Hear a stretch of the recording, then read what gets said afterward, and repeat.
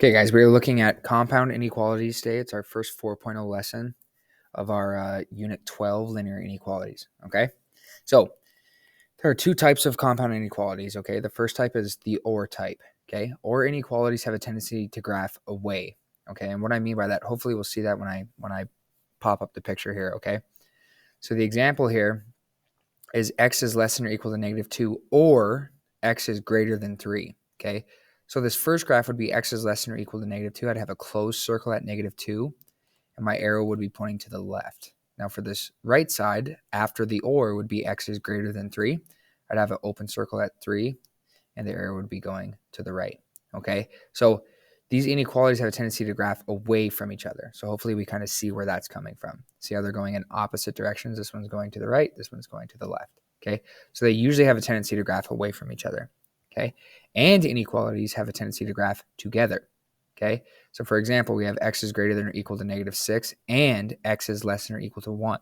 So if x is greater than or equal to -6, I would have a closed circle at 6, and it would be going to the right, okay? Now imagine I have my arrow drawn to the right here, okay?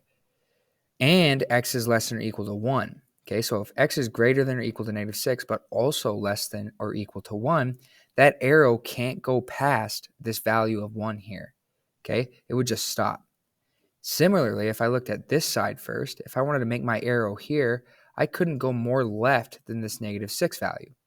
So it's going to end up graphing towards each other, okay? It's going to graph together. And there's actually going to be no arrow. There's just going to be a line between these two dots, okay? Of course, they're both closed because it's greater than or equal to or less than or equal to.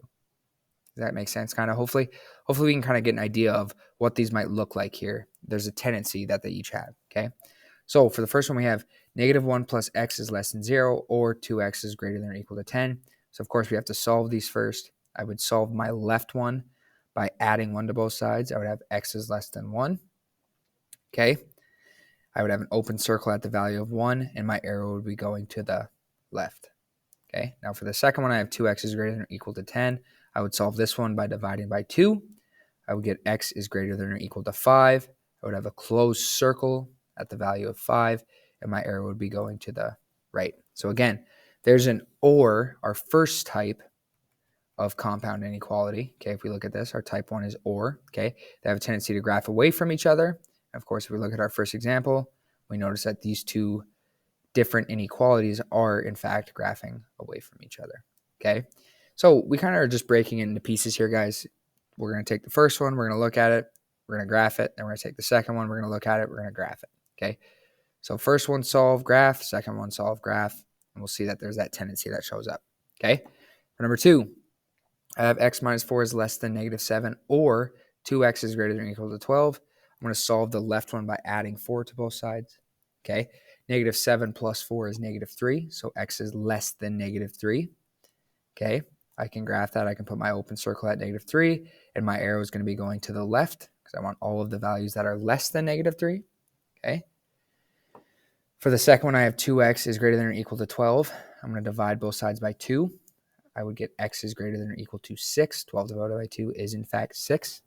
Now for this one, I'm going to have a closed circle at 6, and my arrow is going to be pointing to the right. Okay, again, we have a OR inequality, and we notice that they're graphing away from each other. Okay, hopefully we kind of notice that.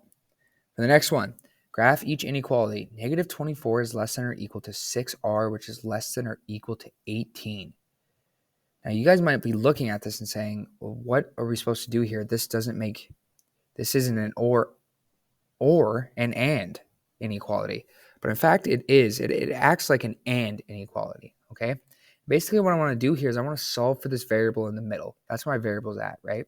So I'm going to divide, and anything you do to one side, or in fact, any side of an inequality, because there's 3 sides here, right? You have to do to the other sides. So if I'm going to divide by 6 to isolate this r, okay, I'm going to divide the left side and the right side also by 6, okay? So I would get -4 is less than or equal to r, which is less than or equal to 3. Now, if we remember to our very first lesson notes in this unit, okay, we should be able to remember that we had some graphs that we actually did like this. So maybe take a second and go back to that first page of notes and take a peek at what that page of notes looked like.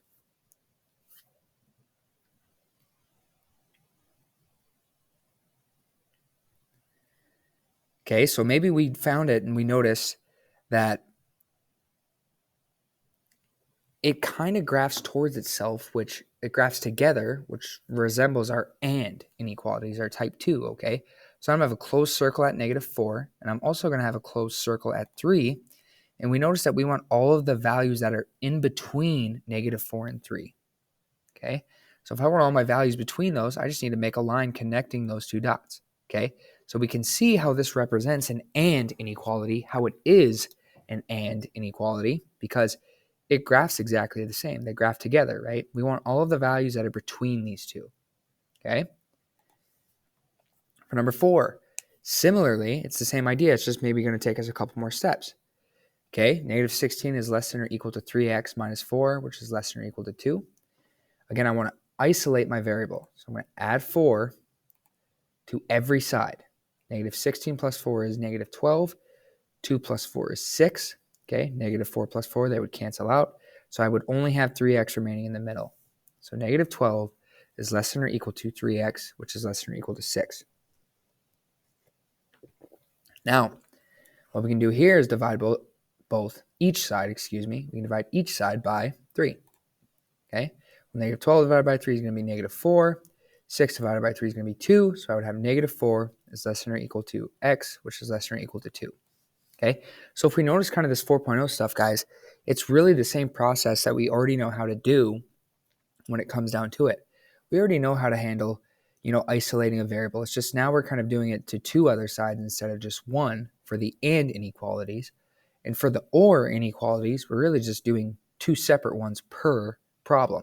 Okay, so this 4.0 stuff really shouldn't be too challenging for us because we know how to algebraically isolate a variable. Okay, so I'm going to have a closed circle at -4. And I'm going to have a closed circle at 2. And of course, I want all of the values that are between them because that's where my x is, right? Think of that. It's between -4 and 2. So I want all these values that are between there. Okay? So that would be number 4.